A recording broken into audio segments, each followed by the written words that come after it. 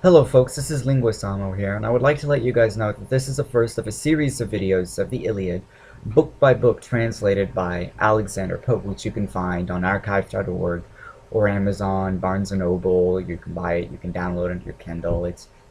You guys know the routine, really. So without further ado, the Iliad, Book 1. In the War of Troy, the Greeks having sacked some of the neighboring towns and taken from thence two beautiful captives, Chryses and Briseis, allotted the first to Agamemnon and the last to Achilles. Chryses, the father of Chryses and priest of Apollo, comes to the Grecian camp to ransom her, with which the action of the poem opens, in the 10th year of the siege. The priest being refused and insolently dismissed by Agamemnon entreats for vengeance from his god, who inflicts a pestilence on the Greeks. Achilles calls a council and encourages Calchas to declare the cause of it, who attributes it to the refusal of Chryses. The king, being obliged to send back his captive, enters into a furious contest with Achilles, which Nestor pacifies. However, as he had the absolute command of the army, he seizes on Briseis in revenge. Achilles, in discontent, withdraws himself and his forces from the rest of the Greeks, and complaining to Thetis, she supplicates Jupiter to render them sensible of the wrong done to her son, by giving victory to the Trojans. Jupiter, granting her suit, incenses Juno, between whom the debate runs high, till they are reconciled by the address of Vulcan. The time of 22 days is taken up in this book, 9 during the plague, 1 in the council and quarrel of the princes, and 12 for Jupiter's stay with the Ethiopians, at whose return Thetis prefers her petition. The scene lies in the Grecian camp, then changes to Chrysa, and lastly to Olympus. Achilles' wrath, to Greece the direful spring, of woes unnumbered, heavenly goddess, sing.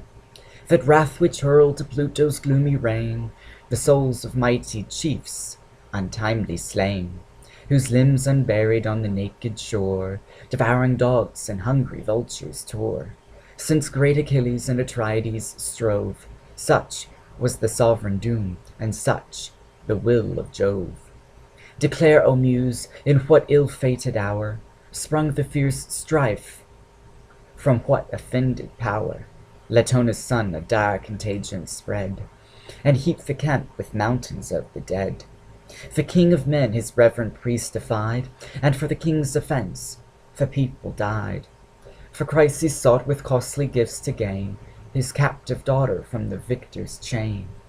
Suppliant the venerable father stands, Apollo's awful ensigns grace his hands.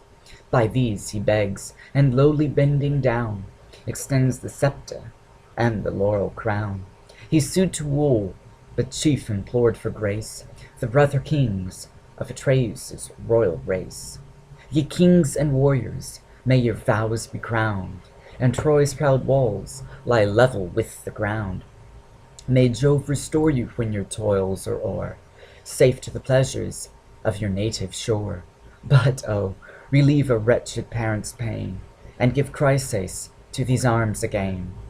If mercy fail, yet let my presence move, and dread avenging Phoebus, son of Jove. The Greeks in shout their joint assent declare, the priest to reverence and release the fair.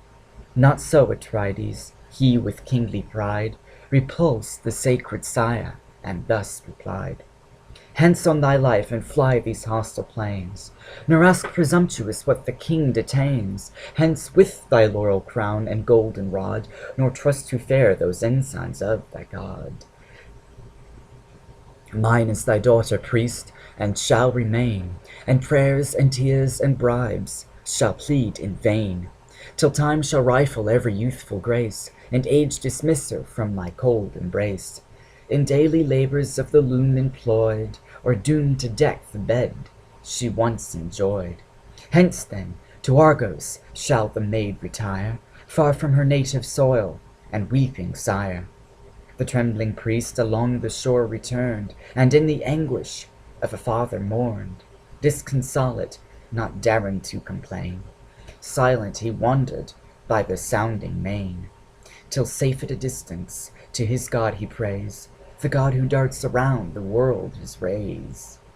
O Smintheus, sprung from fair Latona's line, thou guardian power of Killa, the divine, thou source of light, whom Tenedos adores, and whose bright presence gilds thy Chrysa's shores, if e'er with wreaths I hung thy sacred fane, or fled the flames with fat of oxen slain, God of the silver bow, thy shafts employ, avenge thy servant, and the Greeks destroy.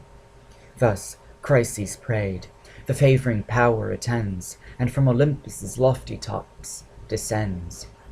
Bent was his bow, the Grecian hearts to wound, fierce as he moved, his silver shafts resound. Breathing revenge, a sudden night he spread, and gloomy darkness rolled about his head. The fleet in view, he twanged his deadly bow, and hissing fly the feathered fates below. Our mules and dogs the infection first began, and last the vengeful arrows fixed in man. For 9 long nights, through all the dusky air, the pyres, thick flaming, shot a dismal glare. But ere the 10th revolving day was run, inspired by Juno, Thetis' godlike son, convened a council at all the Grecian train, for much the goddess mourned her heroes slain. The assembly seated, rising o'er the rest, Achilles thus the king of men addressed. Why leave we not the fatal Trojan shore, and measure back the seas we crossed before? The plague destroying whom the sword would spare, 'tis time to save the few remains of war. But let some prophet or some sacred sage explore the cause of great Apollo's rage, or learn the wasteful vengeance to remove by mystic dreams, for dreams descend from Jove. If broken vows this heavy curse have laid, let altars smoke and hecatombs be paid. So heaven, atoned, shall dying Greece restore, and Phoebus dart his burning shafts no more. He said and sat, when Calchas thus replied, Calchas the wise, the Grecian priest and guide, that sacred seer whose comprehensive view the past, the present, and the future knew. Uprising slow, the venerable sage thus spoke with prudence and the fears of age. Beloved of Jove, Achilles, wouldst thou know why angry Phoebus bends his fatal bow? First, give thy faith, and plight a prince's word of sure protection by thy power and sword. For I must speak what wisdom would conceal, and truths invidious to the great reveal. Bold is the task when subjects grown too wise instruct a monarch where his error lies. For though we deem the short-lived fury past, 'tis sure the mighty will revenge at last. To whom Pylades, from thy inmost soul, speak what thou knowst, and speak without control. E'en by that God I swear who rules the day, to whom thy hands the vows of Greece convey, and whose blessed oracles thy lips declare, long as Achilles breathes this vital air. No daring Greek of all the numerous band against his priest shall lift an impious hand. Not e'en the chief by whom our hosts are led, the King of Kings, shall touch that sacred head. Encouraged thus, the blameless man replies, nor vows unpaid, nor slighted sacrifice. But he, our chief, provoke the raging pest, Apollo's vengeance for his injured priest. Nor will the gods' awakened fury cease, but plagues shall spread, and funeral fires increase, till the great king, without a ransom paid, to her own Chrysa send the black-eyed maid. Perhaps, with added sacrifice and prayer, the priest may pardon, and the god may spare. The prophet spoke, when with a gloomy frown, the monarch started from his shining throne. Black choler filled his breast that boiled with ire, and from his eyeballs flashed the living fire. Ogre accursed, denouncing mischief still, prophet of plagues, forever boding ill. Still must that tongue some wounding message bring, and still thy priestly pride provoke thy king. For this are Phoebus' oracles explored, to teach the Greeks to murmur at their lord. For this with falsehood is my honor stained, is heaven offended, and a priest profaned. Because my prize, my beauteous maid, I hold, and heavenly charms prefer to proffered gold. A maid, unmatched in manners as in face, skilled in each art and crowned with every grace. Not half so dear were Clytemnestra's charms, when first her blooming beauties blessed my arms. Yet if the gods demand her, let her sail. Our cares are only for the public weal. Let me be deemed the hateful cause of all, and suffer rather than my people fall. The prize, the beauteous prize I will resign, so dearly valued and so justly mine. But since for common good I yield the fair, my private loss let grateful Greece repair.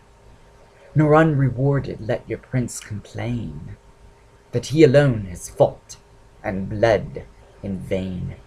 Insatiate king, Achilles thus replies, fond of the power, but fonder of the prize. Wouldst thou the Greeks their lawful praise should yield, the due reward of many a well-fought field? The spoils of cities razed and warriors slain we share with justice as with toil we gain. But to resume whate'er thy avarice craves, that trick of tyrants may be borne by slaves.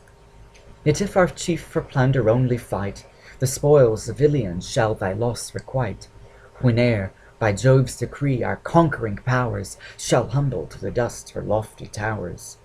Then thus the king, shall I my prize resign, with tame content and thou possessed of thine?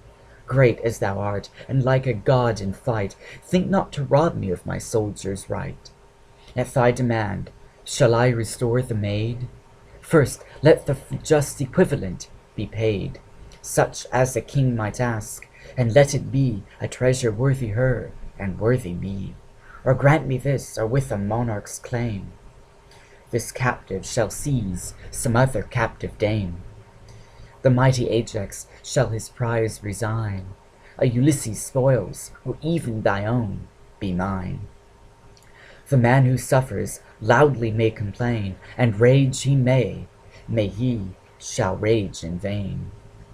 But this when time requires, it now remains, we launch a bark to plough the watery plains, and waft the sacrifice to Chrysa's shores, with chosen pilots and with laboring oars. Soon shall the sable ship ascend, and some deputed prince the charge attend. This Creta's king or Ajax shall fulfill, or wise Ulysses see performed our will. Or, if our royal pleasure shall ordain, Achilles' self-conduct her, or the plain, or the main. Let fierce Achilles, dreadful in his rage, the god propitiate, and the pest assuage. At this, Pelides, frowning stern, replied, O tyrant, armed with insolence and pride, inglorious slave to interest ever joined, with fraud unworthy of a royal mind. What generous Greek, obedient to thy word, shall form an ambush, or shall lift the sword? What cause have I to war thy decree? The distant Trojans never injured me. To Phthia's realms no hostile troops they led, safe in her vales my warlike coursers fed. Far hence removed, the horse-resounding main, and the walls of rocks secure my native reign, whose fruitful soil luxuriant harvests grace, rich in her fruits and in her martial race. Hither we sailed, a voluntary throng, to avenge a private, not a public wrong. What else to Troy the assembled nations draws, but thine, ungrateful, and thy brother's cause? Is this the pay our blood and toils deserve, disgraced and injured by the man we serve? And darest thou threat to snatch my prize away, due to the deeds of many a dreadful day? A prize as small, O tyrant, matched with thine, as thy own actions if compared to mine. Thine in each conquest is the wealth you pray, though mine the sweat and danger of the day. Some trivial present to my ships I bear, or barren praises pay the wounds of war. But know, proud monarch, I'm thy slave no more. My fleet shall waft me to Thessalia's shore. Left by Achilles on the Trojan plain, what spoils, what conquests shall Atrides gain? To this the king, fly, mighty warrior, fly! Thy aid we need not, and thy threats defy. There want not chiefs in such a cause to fight, and Jove himself shall guard a monarch's right.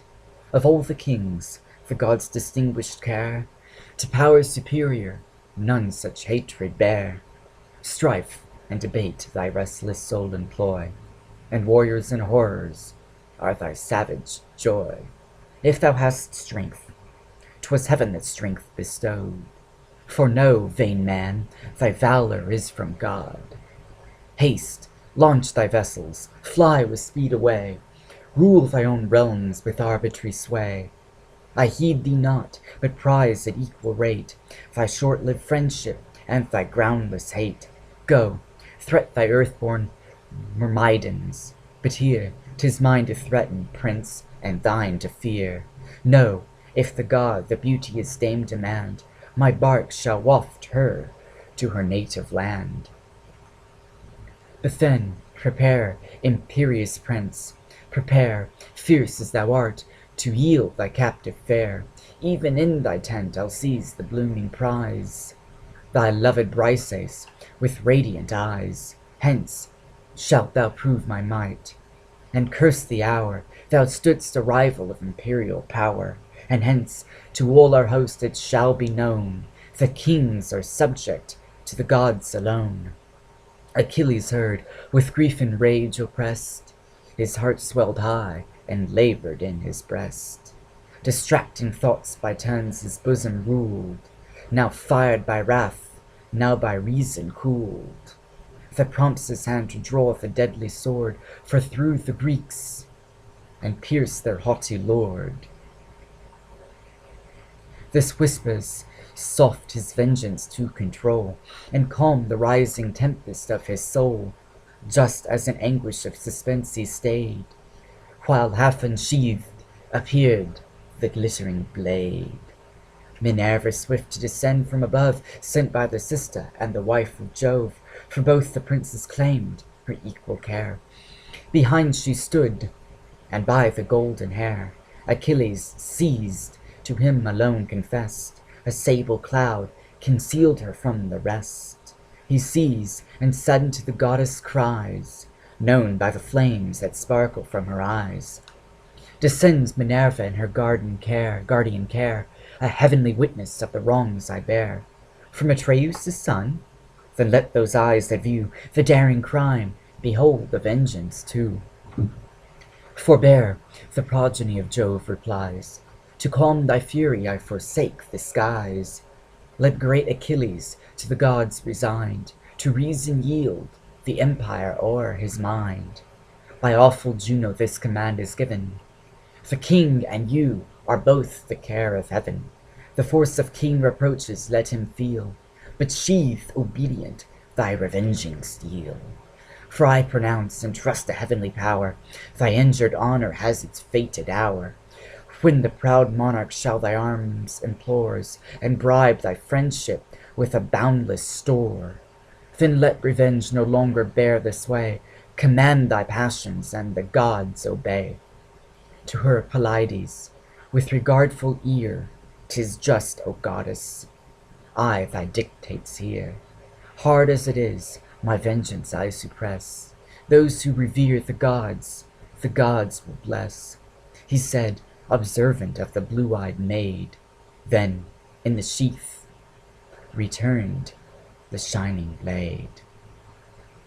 Stay tuned for part 2 of book 1 soon. For later, this is Linguisamo